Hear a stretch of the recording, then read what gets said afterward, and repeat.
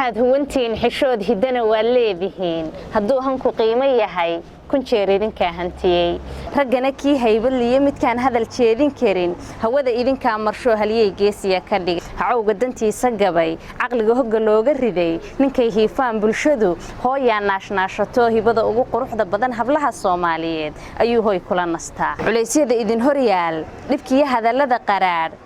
intaad hadarteen cilada kuwaan hiifaynine samirka huwadaatihi intaad hormar noo dhisteen intaad hagayseen dunida intaadna hogaamiseen intaad hamiyaal dhisteen ayaan haaka idinku niri hooshaartiya qiimihiyo hubqaadkiya garashadiyo sharafta aad hagoogantiin kol laba ma hilmaamaye hal doorkii dumarkayow bagaad u tihiin haween